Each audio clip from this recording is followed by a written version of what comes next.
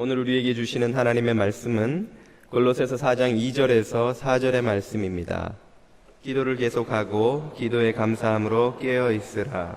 또한 우리를 위하여 기도하되 하나님이 전도할 문을 우리에게 열어주사 그리스도의 비밀을 말하게 하시기를 구하라.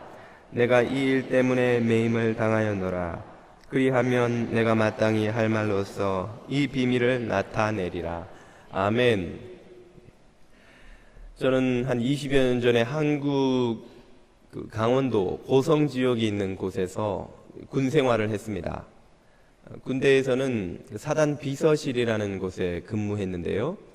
비서실 근무병들의 임무 중에 하나는 사단장님의 헬기를 관찰하는 것입니다. 무슨 말인고 하니 사단장님이 헬기를 타고 예하부대 순시를 나가시면 그 헬기가 일정을 마치고 돌아올 때에 사단 본부 안에 있는 모든 참모들은 헬기장에 나가서 사단장님을 영접해야 됩니다. 헬기가 내릴 때에 그 헬기장 옆에 도열해 있다가 장군님이 내리시면 경례를 하고 각종 보고도 하면서 본부로 모시고 들어오는 것이죠. 그런데 헬기장이 본부 건물과 좀 거리가 있기 때문에 이 헬기가 돌아오는 그 소리를 듣고 뛰어나가면 항상 늦습니다. 그래서 헬기가 도착하기 전에 그 헬기장에 나가 있으려면 소리로 헬기를 파악하면 안 되고 그 사단 저 상공 하늘에 떠 있는 그 헬기의 그 모습이 점으로 보일 때쯤에 빨리 뛰어나가야 그 헬기가 도착하기 전에 이제 그 도열에서 기다릴 수가 있는 것이죠. 그런데 장교들이 다 업무하느라 바쁘니까 누가 그 일을 하냐면 사단 비서실 근무병들이 그 창문에 앉아서 멀리 하늘에 이제 언제 헬기가 나타나나만 바라보고 있는 것입니다. 그러다 헬기 점이 딱 보이면 바로 참모실마다 전화를 돌려서 장군님 오십니다. 그러면 그 말 듣고 장교들이 막 헬기장으로 뛰어가기 시작하는 것이죠. 그런데 문제는 이제 봄에 발생합니다. 장군님 헬기가 보통 예정된 시간보다 2-3시간씩 늦는 일이 다반사이기 때문에 봄에 점심 먹고 1시에 오기로 한 헬기를 기다리다 보면 이게 2시가 돼도 안 오고 3시가 돼도 안 오고 헬기 대신 잠이 오는 거예요. 눈꺼풀이 무거워서 막 견디다 못해 쓰러질 때에 갑자기 두두두두두 하는 헬기 그 프로펠러 소리가 들리는 겁니다. 그럼 번쩍 깨가지고 아이쿠 큰일 났다. 그리고는 막 참모실로 전화를 돌리지만 그때는 이미 장교들도 다 그 소리를 들었으니까 막 급하게 뛰어나가는 것이죠. 한참 헬기장 중간쯤 갔는데 벌써 헬기는 내리고 장군님이 이렇게 나오시다가 바빴나 보지? 한마디 하고 쓱 지나가십니다. 그런 날은 사단 비서실 근무병들이 깨지는 날이죠. 참모들이 와가지고 도대체 비서실 근무병들이 뭐 하는 거야? 그리고 막 소리를 지르면 잠들습니다. 그리고 막 욕을 먹고 그러면서 제가 마음에 깨달은 교훈이 있습니다. 언제 오실지 모르니 항상 깨어 있어라. 항상 깨어 있어야지 잠들면 놓치는 거예요. 이 교훈은 우리 그리스도인들이 이 마지막 때를 살아가면서 마음에 깊이 새겨야 할 교훈이기도 합니다. 우리 주님이 언제 오실지 모르니 늘 깨어 있어야 하는 줄 믿습니다. 오늘 본문은 사도 바울이 골로새 교회 교인들에게 쓴 편지죠. 이 편지에서 바울이 교인들에게 당부하고 있는 바가 무엇인지 한번 보십시오. 본문 2절입니다. 기도를 계속하고 기도에 감사함으로 무엇하라? 깨어 있으라. 깨어 있으라. 골로새 교인들에게 사도 바울은 깨어 있으라고 합니다. 왜 깨어 있어야 합니까? 이 깨어 있으라는 교훈은 사도 바울의 독창적인 사상이 물론 아니지요. 예수님께서 일찍이 10처녀의 비유를 통해서 당신의 제자들이 마지막 때를 살아갈 때에 깨어 있어야 한다고 가르치셨습니다. 그 교훈을 지금 사도 바울이 자신의 언어로 다시 설명하는 것인데요. 왜 깨어 있어야만 하는 것일까요? 그 답을 우리는 베드로후서 5장 8절에서 발견할 수 있죠. 근신하라, 깨어라. 베드로 사도도 똑같은 가르침을 주십니다. 깨어 있으라는 거예요. 왜? 그 이유도 밝히고 있습니다. 너희 대적 마귀가 우는 사자같이 두루다니며 삼킬 자를 찾나니. 잠들면 마귀한테 먹히는 겁니다. 사자처럼, 우는 사자처럼 마귀가 우리를 삼키려고 하고 있기 때문에 깨어있지 않으면 먹힌다는 거예요.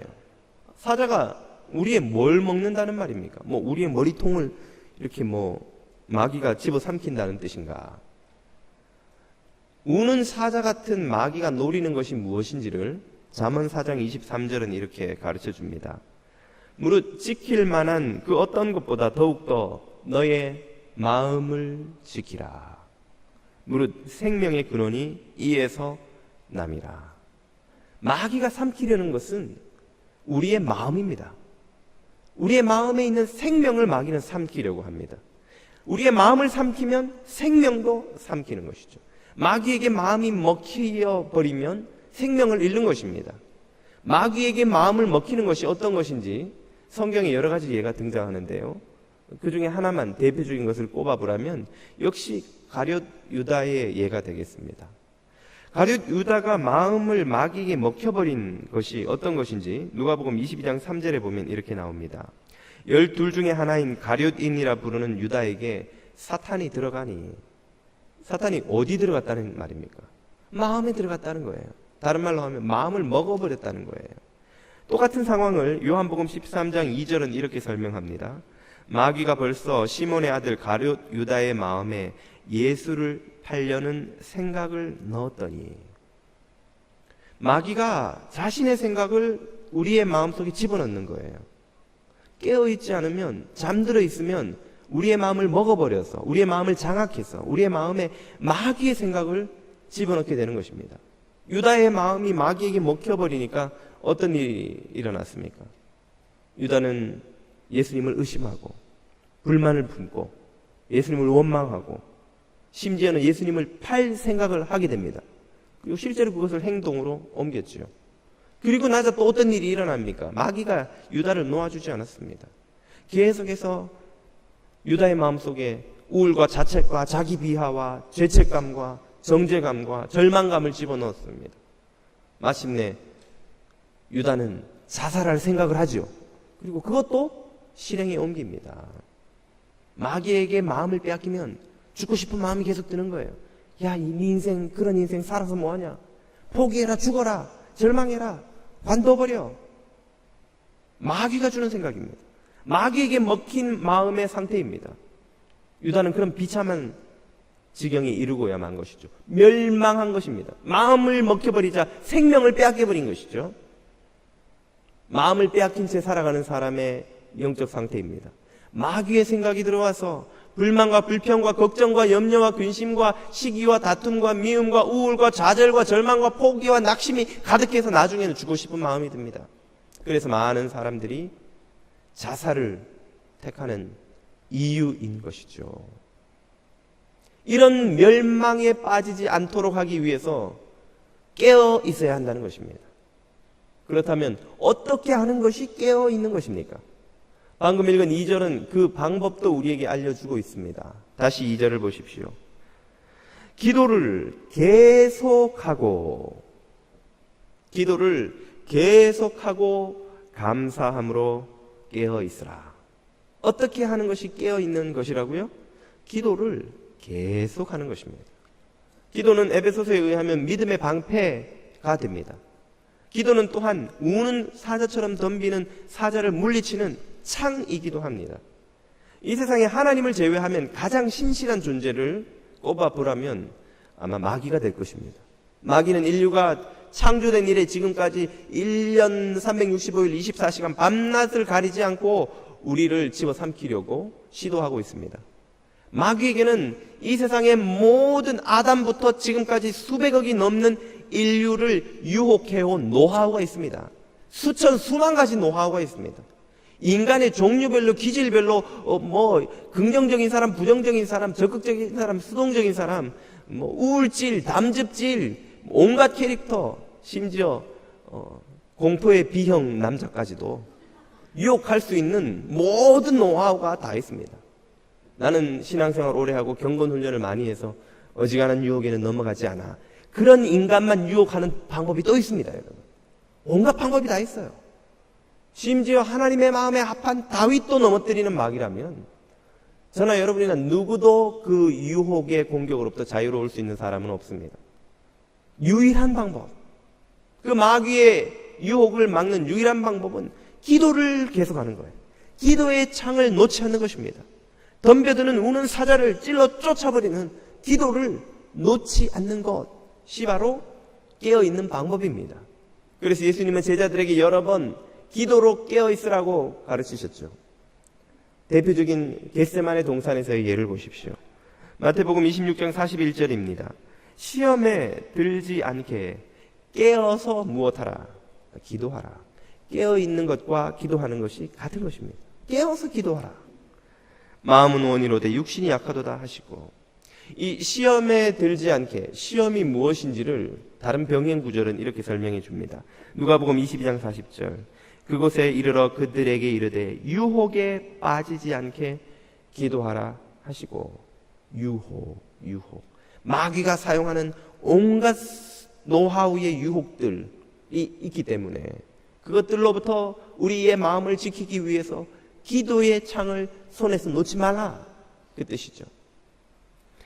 누가복음 22장 46절에서도 이렇게 말합니다. 이르시되 어찌하여 자느냐? 시험에 들지 않게 일어나 기도하라 하시니라. 어찌하여 자느냐? 이것이 현대 그리스도인들을 향한 주님의 음성처럼 들립니다. 오늘날 이 시대 그리스도인들은 얼마나 많이 영적 잠에 빠져 있는지요. 고난과 싸우던, 핍박과 억압과 싸우던 초대 성도들이 가지고 있었던 그 영적 긴장감을 잃어버린 채 풍요와 안일과 안락에 젖어서 기도를 하지 않고도 얼마든지 잘 살 수 있다고 믿는, 기도를 하지 않고도 성령 안에서 살아갈 수 있다고 믿는 것이 현대 그리스도인들이 아닌지요. 오늘날 우리는 기도 시간 대신 돈 벌고 건강을 유지하고 세련되게 살고 풍요롭게 즐기며 누리며 사는 것에 목숨을 걸고 삽니다. 그런 것을 위해 모든 시간을 다 쓰지만 기도를 위해 시간을 쓰지 않는 이들, 잠자고 있는 현대 그리스도인들, 바로 우리들이 아니겠습니까? 주기도문, 우리가 날마다 고백하는 이 기도문에서도 주님이 이렇게 가르치셨죠. 마태복음 6장 13절입니다. 우리를 시험에 들게 하지 마시옵고 다만 악에서 구하시옵소서. 우리가 시험에 넘어지지 않고 악의 구렁텅이에 빠지지 않는 유일한 길은 주님의 명령대로 기도를 쉬지 않는 것입니다. 우리는 우리 자신과 우리의 가정과 우리의 교회가 시험에 빠지지 않도록, 시험에 넘어지지 않도록, 악에 물들지 않도록 기도해야 합니다. 계속 기도의 창을 해야 합니다. 남편을 위해서 기도해야 됩니다. 아내를 위해서 기도해야 됩니다. 자녀들을 위해서 기도해야 합니다. 기도하지 않으면서 남편이 경건하게 살기를 구하는 아내가 있다면, 기도하지 않으면서 우리 아이들이 믿음을 떠나지 않고 대학 가도 교회를 떠나지 않는 좋은 아이들이 되기를 원하는 이들이 있다면 헛된 소망입니다. 헛된 소망입니다. 우리 아이들 어떻게든 대학 가서 교회 떠나지 않게 해주세요 하고 교육 목사님을 닥달해 봐도 별 수 없습니다. 교육 목사가 무슨 하나님입니까? 하나님께 구하셔야 돼요. 하나님께 기도해야 되는 거예요. 기도만이 시험에서 우리를 건집니다. 기도만이 우리의 교회를 지킵니다. 기도만이 우리의 가정을 지키는 거예요. 기도만이 우리의 결혼 생활을 지키는 것입니다. 결혼식장에서 굳게 맹세한 죽을 때까지 당신만을 사랑하리라는 거짓말이 이루어지려면 기도밖에는 없습니다. 저와 여러분이 깨어서 기도를 쉬지 않는 깨어있는 성도들 되시기를 축복드립니다. 이런 깨어있는 기도에는 특징이 있습니다. 다른 기도와 다른 구별되는 특징이 있습니다. 그 특징이 무엇인지 본문이 두 가지로 설명하고 있는데요. 그 첫 번째를 다시 한번 2절에서 보십시오. 기도를 계속하고 기도에 감사함으로 깨어 있으라. 감사함으로. 깨어있는 기도의 첫 번째 특징은 그 기도에 무엇이 충만하다는 것입니까? 감사가 충만하다는 것입니다. 감사. 감사는 깨어있는 기도의 특징인데요. 반대로 깨어있지 않은 기도, 잠든 기도, 죽어있는 기도도 있습니다. 그런 기도에는 무엇이 없습니까? 감사가 없습니다. 그리고 감사 대신에 다른 것이 충만합니다. 지난주에 제가 가테말라 선교 일정에 합류했다가 왔는데요. 그곳 선교사님이 과테말라 원주민들인 마야인들이 섬기는 우상 이야기를 해주시더군요. 그 우상이 얼마나 영험한지 그 제단에 이 라틴 아메리카 전체에서 다른 나라에서도 그 신에게 제사를 지내러 온다는 거예요. 그 제단에는 예배자들이 와서 그 제사하는 방식, 거기에 있는 색깔별로 초가 있는데 초를 사서 이제 불을 붙여서 소원을 비는 기도를 드린답니다. 그리고 나서 이제 술을 한 병 사가지고 반은 자기가 마시고 반은 신께 바치고. 그러니까 참 은혜롭죠. 이게 무슨 충만인지 모르지만 하여튼 충만해가지고 다 예배 나오는 거예요. 그게 영이 충만한지 알코올이 충만한지 하여튼 그런데 그 초가 색깔이 다 있다는 겁니다. 사업이 잘 되게 해주세요. 그건 빨간색 초입니다. 그리고 건강하게 해주세요. 파란색 초. 또 가정이 평안하게 해주세요. 노란색 초를 쓰는데 까만색 초도 있다는 거예요. 까만색 초는 뭔가 원수가 망하게 해주세요 하는 기도라는 거예요. 이 초를 하면 내가 미워하는 인간이 망한다는 거예요. 다리가 부러지든지 죽든지 하여튼 이 초들이 보여주는 바가 무엇입니까? 이들의 기도의 특징은 무엇입니까? 그 기도에 무엇이 충만한 것입니까? 욕망과 원한이 충만한 것입니다. 내 욕망을 이루어 주세요. 내 원한을 풀어주세요. 저 원수 같은 인간들 좀 망하게 해주세요. 이런 것도 기도라는 것이죠.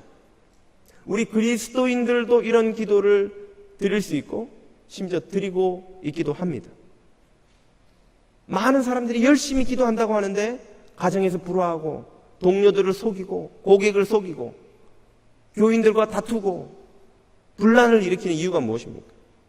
제가 본 어느 분은 40일 특별 금식 기도 2회라고 명함에 써놓고 다니는 분도 봤는데 열심히 기도한다고 하는데 막 금식 기도도 하는데 산기도도 하는데 특별 기도도 하는데 새벽 기도도 하는데 원수지고 다투고 싸웁니다.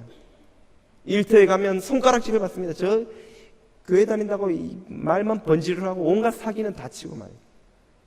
저 사람 때문에 내가 교회를 안 간다고 내가. 왜 열심히 기도하는데 성령의 열매 대신 그 반대 열매가 맺힙니까? 깨어있는 기도가 아닌 거예요. 죽은 기도인 거예요. 잠든 기도인 것입니다. 기도에 감사가 없고 그 자리에 욕망과 원한과 분노와 시기와 다툼과 미움과 정죄가 가득한 기도인 거예요. 깨어있는 기도는 그 모든 것 대신에 무엇이 가득합니까? 감사가 가득합니다. 감사가. 왜 깨어있는 기도는 감사가 가득할 수밖에 없습니까? 깨어있어야만 감사의 제목이 보이기 때문입니다. 깨어있지 않으면 영적으로 잠들어 있는 우리가 우리의 현실을 보면 감사할 제목이 별로 없습니다. 우리가 돈도 막 벙벙벙벙 벌고 쓰고 몸 아픈 데도 없고 자녀들은 키우는 대로 예일대 하버드 장학금 받으면서 가서 신문에 실리고 하면 좋겠습니다만 그런 사람들이 몇이나 됩니까? 저 인간은 이민 온 지 10년 만에 엄청난 부자가 됐는데 나는 20년이나 됐는데 아직도 아메리칸 드림인지 드럼인지 손에 잡히는 것도 없고 되는 일도 없고 남편도 속썩이고 아내도 마음에 안 들고 남편은 겨우 이것밖에 안 벌어와가지고 이웃집은 그랜 캐년에 옐로우스톤에 여름마다 휴가를 가는데 우리는 워싱턴 DC 가는 것도 막 부담스럽고 이민 온 지 10년인데 나야가라도 한번 못 가보고 말이죠. 자식들은 속썩이고 집사람은 신혼 때 사진 보면 웬 와이프 조카가 거기 앉아있는 같이 누워있으면 막 정말 시험에 들고 말이죠. 제 아내도 결혼할 때 내가 당신 동생이 여기 있네 그랬더니 맞아 죽는 줄 알았습니다. 깨어있지 않은 사람이 현실을 보면 감사할 제목이 별로 없습니다. 고난이 있는데요. 어려움이 있는데요. 오해를 받고 비난받고 억울한 일 당하고 직장에서도 뜻대로만 되는 것도 아니고 교회에서도 뜻대로 안 되고 오히려 불평 원망거리가 더 많습니다. 그러나 깨어있는 사람의 눈에는 무엇이 보입니까? 그 고난의 파도 속에 그 파도를 붙들고 계시면 나를 지키시는 하나님이 보이는 거예요. 하나님의 섭리와 은혜와 역사가 보이는 거예요. 파도가 나를 덮치는데 보드를 준비해서 서핑할 수 있도록 나를 지켜주시는 주님이 보이는 거예요. 나는 막 고난의 파도에 뒹구는 줄 알았는데, 그래서 물에 빠져 죽어가는 줄 알았는데 주님이 내 손을 붙들고 다시 건져 올리시고 그 파도 속에서 일어나서 날아오르도록 하는 하나님의 은혜와 섭리의 역사가 눈에 보이는 거예요. 그러니까 그때에서 감사가 나오는 거죠. 그것도 모르는 세상 친구는 이 바보야, 네가 뭐가 좋다고 맨날 실실 웃어가며 그 교회 가서 그렇게 좋다고 예배 교회 다니고 그러냐고, 교회에다 시간과 돈 갖다 바치고 인생을 즐길 줄 모르고 말이지, 바보같이. 모르는 사람은 내가 왜 감사하는지 모르는 거예요. 그러나 보는 사람은, 깨어있는 사람은, 아는 사람은 하나님의 살아계심과 그분의 상주심과 그분의 역사하시고 섭리하심을 보고 뭐가 나옵니까? 감사가 나오는 거예요. 이 고난 속에서도 하나님께 감사합니다. 이 역경 속에서도 하나님께 감사합니다. 이 절망 속에서도 하나님께 감사합니다. 사도 바울과 실라가 빌립보 감옥에 착고에 갇혀서, 착고가 뭡니까 여러분?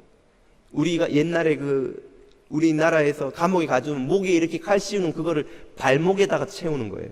죄수들을 쭉 하나의 나무에 발 구멍 2개 끼워서 다 잠궈 두는 겁니다. 여러분, 착고에 감옥에 갇혀 있으면 삶이 어떻겠어요? 일단 배고프고 춥고 이건 기본이고, 갑자기 저기 간수님 저 화장실이 급한데 착고 좀 풀어주세요, 뭐 그런 시대이겠어요? 거기서 그냥 다 해결하는 거예요. 그 감옥에서 간수가 뭐 때 맞춰 밥 갖다 주고 아침 저녁으로 문 열고 조깅 시켜주는 그런 시대가 아닙니다. 그냥 앉은 채로 굶으면서 추위에 떨면서 배설하면서 그대로 사는 거예요. 풀어줄 때까지, 돈 많은 가족들이 와서 관리한테 돈 바치고 풀어줄 때까지. 인간의 존엄성이라는 건 상상할 수 없는 삶입니다. 그런 삶의 처지에 있는 바울과 실라가 빌립보 감옥에서, 그것도 온몸이 터지도록 얻어맞고 갇혀서 찬양하며 하나님께 영광을 돌리는 일이 어떻게 가능합니까? 빌립보 간수가 보고 충격을 받는 그 일이 어떻게 가능하냐고. 어떻게 그 상황에서 찬양이 나오고, 어떻게 감사가 나오고, 어떻게 지들이 섬기는 하나님 때문에 그 꼴을 당했는데 그 순간에 하나님을 향한 예배가 나오냐는 거예요. 깨어있기 때문입니다. 온 인류를 구원하시기 위한 구원의 섭리를 보고, 예수 그리스도의 십자가를 보고, 이 고난 속에서도 복음을 전파하는 일꾼들을 지키시며 고난에 동참하시는 주님을 보고, 그걸 다 바울도 실라도 영의 눈을 뜨고 보고 있기 때문에 사람들의 눈에는 그들의 고난만 보이지만 그들의 눈에는 하나님을 향한 예배할 제목이 보이는 거예요.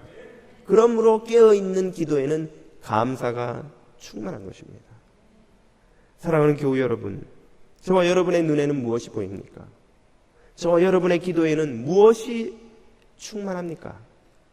이 감사가 충만한 기도의 사람 되시기를 축복드립니다.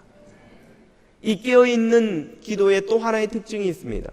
감사가 충만한 것에 더한 또 하나의 특징을 3절에서 우리는 들을 수 있습니다.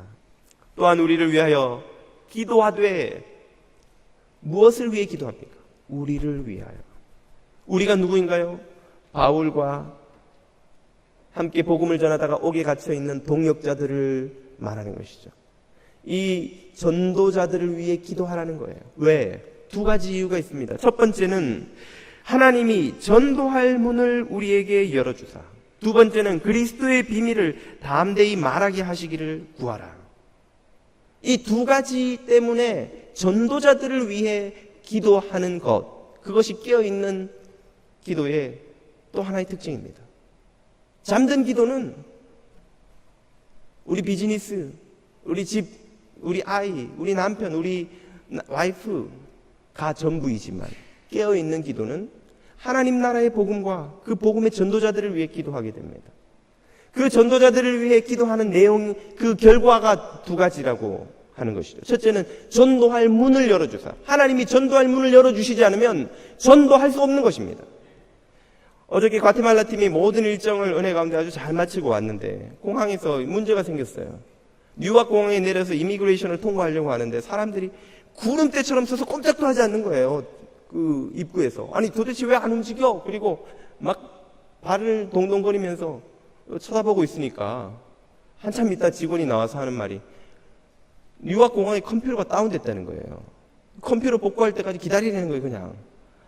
아이고, 이거 뭐 밤은 늦었죠. 집에는 빨리들 가야 되고 하는데 저도 빨리 집에 가서 설교 준비를 좀 더 마저 해야 되는데 이건 뭐 통과될 수가 없으니까 그래서 내가 목사라고 가서 말을 한번 해볼까 하고 하다가 뭐 쓸데없는 짓 같아서 그냥 무작정 기다리면서 이 전기 나간 미국은 원시 시대야. 그리고 우리끼리 막 하고 있으니까 1시간 좀 넘게 서 있었던 것 같은데 풀리더라고요. 이게 컴퓨터가 돌아왔다고. 그래서 막 줄 서가지고 그때부터 들어오기 시작하는데 갑자기 그린 카드는 이쪽으로 오래요. 그리고 어우 잘 됐다고 막 그쪽으로 갔더니만 제일 늦게 통과시켜주더라고요.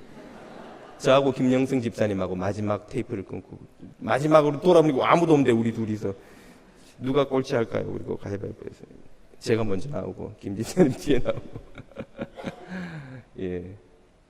그러면서 드는 생각이 우리가 모든 사역을 잘 마치고 와서 이런 일이 생겼으니 망정이지. 만약에 출국하려고 하는데 과테말라 이제 떠나야 되는데 갑자기 컴퓨터 다운됐다고 기다리세요.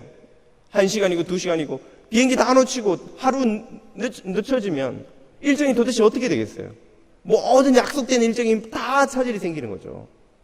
비행기 타고 과테말라 공항에 내렸는데 ITAS처럼 부패한 관리가 나와서 싹 짐 다 몰수하고는 돈 안 내면 안 통과시켜준다. 그러면 거기 들고 간 의료장비, BBS 장비, 또 물 사용하는 사람들 필터들 막 이만한 가방에 한 사람당 하나 두 개씩 다 이러고 끌고 가는 거 다 뺏기면 그 관리들 뇌물 주고 어떻게 그걸 찾아옵니까? 그럴 돈이 어디 있어요?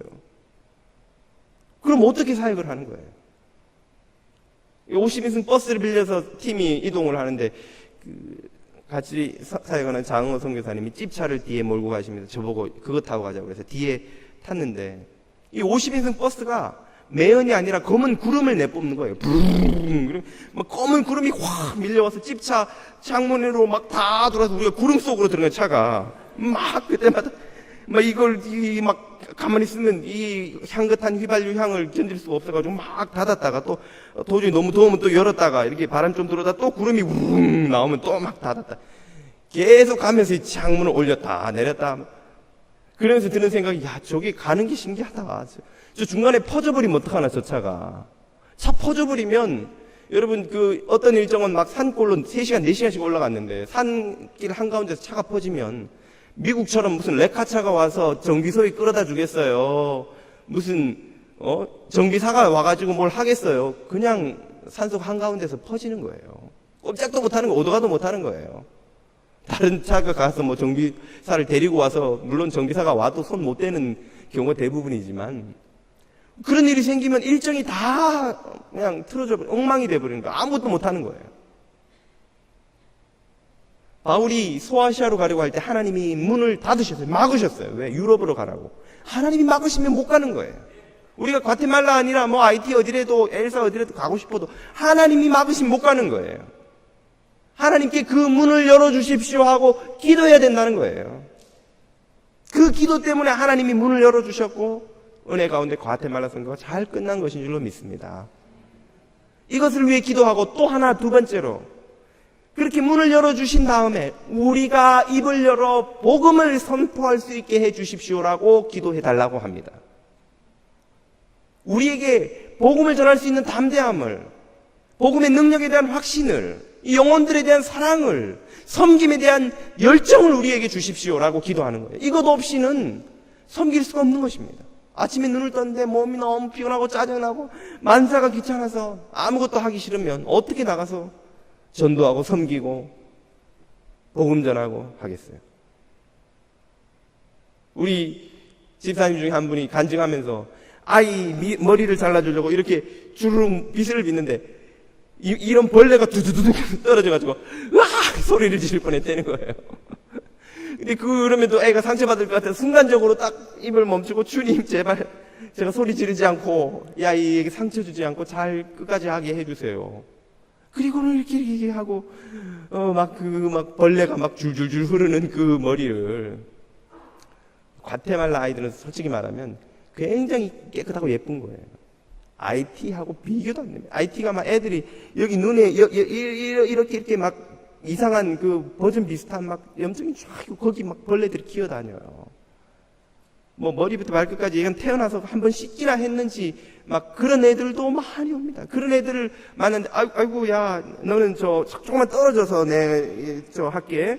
자, 우리가 그렇게 할 수 없잖아요.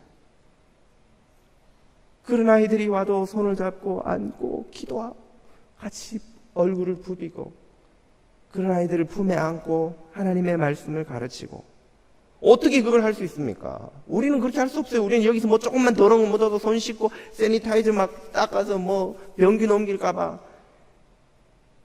죽을 때까지 사랑하겠다고 맹세한 그 남편 아내도 원수처럼 지내는 우리가 얼마나 이기적인지. 그런 우리가 언제 과테말라 아이들 봤다고, 언제 엘살바도르 IT 아이들 봤다고 걔들이 사랑스럽고 이쁘고 하겠어요. 뭐 무슨 상관이 있다고. 우리 안에 있는 힘으로는 할 수가 없는 일입니다. 그런데 하나님이 우리에게 마음을 주시는 거예요. 하나님이 우리에게 사랑할 마음, 섬길 마음, 그들에게 복음이 필요하다는 믿음을 우리에게 주시는 거예요. 그래서 섬길 수 있는 거예요. 과테말라 선교를 준비하면서 사실 걱정이 없지 않았습니다. 올해 처음으로 새로 오픈하는 사역지인데 올해부터 4개 팀을 보내야 되잖아요. 팀 구성이 될까? 인원이 부족하지 않을까? 지난 수요일에 제가 과테말라에 가서 지난 토요일부터 사역하는 팀을 만나고 마음에 큰 은혜를 받고 하나님께 감사를 드렸어요. 팀원들이 25명의 팀원들이 12살부터 86살, 86세까지 어르신까지 4대가 골고루 섞인 팀이, 기가 막힌 팀이 짜여진 거예요. 그리고 팀원들이 하나같이 얼마나 기뻐하며 즐거워하는지 제가 갔더니 그러더라고요. 한 3분의 1이 올해 처음 단기 선교에 참여하는 교우들인데, 목사님 저 여기 3일 있었는데 천국에서 3달 보낸 것 같아요. 얼마나 즐겁고 얼마나 재미있는지. 선교가 이렇게 좋은 것인 줄 알았으면 제가 진작 왔을 텐데 이제야 와서 너무 안타깝습니다. 저는 선교가 나이 드신 분들이, 은퇴하고 시간 많은 분들이 오는 건 줄 알았는데 와보니까 젊은 사람들도 많고 어린애들도 있고, 이럴 줄 알았으면 저도 우리 애들 데리고 올 걸. 내년에는 우리 애들 데리고 함께 오고 싶어요. 버스가 가는데 그 선교사님 집차로 뒤쫓아가는데 한 번씩 물 산다고 설 때가 있어요. 저는 무심코 앉아 있는데 선교사님 저게 무슨 소리예요? 그래서 무슨 소리요? 그리고 이렇게 귀 기울여 들어보니까 앞차에서 뭐 에어컨이 어차피 없으니까 양쪽 다 창문을 열고 다니잖아요. 차 안에서 막 깔깔깔깔깔깔 막 스페니쉬로 노래를 부르고 배우는 모양인데 막 계속 웃고 떠들고 뭐 3시간 4시간을 가도 지루할 틈이 없다는 거예요. 그러면서 선교사님, 안 선교사님이란 분이 여러 선교팀이 오지만 이렇게 분위기가 행복한 선교팀은 없다고. 제가 듣고 참 하나님께 감사했습니다. 이렇게 성공적으로 효율적으로 그것도 충만한 기쁨으로 선교할 수 있는 것은 애초부터 우리가 기대도 못했던 거예요. 왜? 우리 안에 그럴 힘이 없기 때문에. 그 나라 가서 고생 안 하는 것만 해도 고마운데 무엇 때문에 가능한 일입니까? 주님이 주시는 마음 때문이죠. 주님이 주시는 능력 때문이죠. 우리 안에는 없지만 주님이 주시는 사랑 때문이죠. 그 능력을 주셔서, 그 사랑을, 그 마음을 주셔서 섬길 수 있도록, 전할 수 있도록, 사랑할 수 있도록 해달라고 기도하라는 거예요. 그 기도 때문에 선교가 가능한 것인 줄 믿습니다. 그 기도 때문에 열매가 맺히는 것입니다. 여기 안진찬 선교사님이라는 저희 과테말라 협력 선교사님이 그런 말씀을 하시더라고요. 선교를 하다가 힘들면 초심, 첫 마음으로 돌아가기 위해서 옛날에 부르던 그 찬양을 부르신다는 거예요. 제가 잘 모르는 찬양인데 가사가 이렇습니다. 잊혀질 수 없는 그 눈빛들을 위하여, 포기할 수 없는 그 땅을 위하여 오늘도 나는 이 땅에서 복음의 씨를 뿌린다. 그런 내용인데요. 그분이 그런 설교를 하시는 의미를 저는 조금은 이해할 것 같아요. 일주일 갔다 오면 그 아이들이 천사처럼 보여요. 그 현지인들이 너무너무 불쌍하고 그렇게 보입니다. 그러나 같이 살아보면 그 사람들 안에 있는 죄성이 또 보이는 거예요. 그 사람들이 다 천사가 아니에요. 우리가 죄인이듯이 똑같은 죄인이에요. 속이고 거짓말하고 비난하고 뒤통수 치고, 선교사들이 현지인들에게 얼마나 뒤통수 많이 맞는지 모릅니다.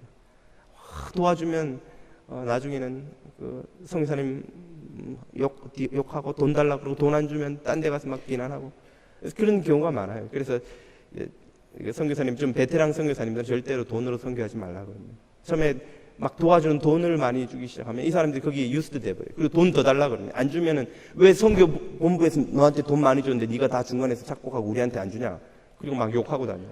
그런 일 당하고 나면 선교고 뭐고 다 만정이 떨어져요. 내가 무슨 영화를 보겠다고 이런 인간들 때문에 내가 여기서 직장 포기하고 삶 포기하고 와서 고생하는가, 막 환멸이 느껴지는 거죠. 돌아가고 싶다, 그 생각이 들 때 기도에 무릎을 꿇으면 주님이 말씀하시는 거예요. 그런 너를 구원한 내가 또 그런 영혼들이 소중하여서 너를 보냈는데, 너도 그랬는데 내가 구원했는데, 그 영혼들 구원하겠다고 너를 좀 보냈는데 그거 못 참겠느냐, 못 견디겠느냐. 그 주님의 음성을 듣고 또 선교지에 또 눌러 앉는 거예요. 또 다시 일어서는 거예요. 잊혀질 수 없는 눈빛들을 위하여, 포기할 수 없는 그 땅을 위하여 또다시 선교지의 아침을 맞는 것이죠. 선교사님들이 날마다 그냥 저절로 선교하는 게 아닙니다. 하나님의 음성 듣고 위로 얻고 서지 않으면 못 버티는 거예요. 우리야 일주일 하고 오니까 참 그곳이 천국 같아도, 왜 천국 같으냐면 돌아갈 유저지가 있으니까 천국 같은 거예요. 그러나 거기서 1년, 2년, 3년 평생을 산다 생각하면 그곳이 천국 같아서 하는 게 아닌 거예요. 주님이 주시는 그 마음 때문에 떠날 수가 없어서 하는 거예요. 떠날 수가. 떠나려고 하면 주님이 또 부르시는 거예요. 야, 그거 했다고 그러냐. 나는, 야, 손 좀 봐라. 손을 쓱 보여주시면, 툭하면 주님의 전멘트 그거에 손. 자, 여기 못 자국 난 손 봐라. 도마야, 아니 보이냐 이거? 인간아, 너 때문에 바퀴 뚫린 손이야. 근데 너는 날 못 믿겠다고? 그 힘 때문에 또다시 섬기는 겁니다. 우리 힘으로 섬기는 게 아니에요. 선교사들이 특별한 인간들이 아닙니다. 똑같은 인간들이에요. 그러므로 선교사들을 위해 기도해야 하는 이유가 이것입니다. 주님, 그분들에게 사랑의 마음, 섬김의 마음, 복음의 능력이 그들에게 필요하다는 것을 믿는 믿음을 오늘 아침에도 공급해 주십시오. 과테말라에, 엘살바도르에, 아이티와 오막에 오늘 떠나 섬기고 있는 이들을 위해 주님 주십시오. 은혜를 주십시오. 우리 곁에 있는 전도자들을 위해 또한 기도해야 합니다. 여러분의 구역의 일꾼들은 구역을 위해 세우신 하나님의 전도자들입니다. 그들이 은혜 가운데, 성령 충만한 가운데 있어야 우리 구역이 다 복을 받는 겁니다. 우리의 자녀들을 섬기는 선생님들, 사역자들을 위해 기도해야 합니다. 그들이 잘 되라고 기도하는 게 아니에요. 그들이 하나님의 은혜를 입어야 우리 아이들이 복을 받기 때문입니다. 저와 우리 교회 사역자, 목사님들을 위해 기도해야 됩니다. 왜요? 우리 교회가 복을 받으려면 사역자들이 서야 하기 때문에. 사역자들이 흔들리고 시험에 들고 성령과 관심 없이 살면 온 교회가 다 복을 잃는 것입니다. 온 교회가 다 시험에 드는 거예요. 시험에 들지 않게 하옵시고 악에서 구하여 주옵소서. 이 기도를 우리가 매일매일 드려야 하는 이유인 것입니다. 사랑하는 교우 여러분, 깨어있는 기도는 하나님 나라의 복음과 전도자들을 위해 쉬지 않는 기도입니다. 우리의 필요도 물론 구하겠지만 그 무엇보다 하나님 나라를 바라보는 깨어있는 성도들의 기도에는 하나님 나라의 복음과 사역자들을 위한 기도가 빠질 수가 없는 것이죠. 오늘 저와 여러분의 기도는 어떤 기도입니까? 저와 여러분은 깨어있는 성도들입니까? 아닙니까? 저 여러분 모두가 감사로 충만하며 복음을 위하여 쉬지 않는 깨어있는 기도를 드릴 수 있기를 축원드립니다.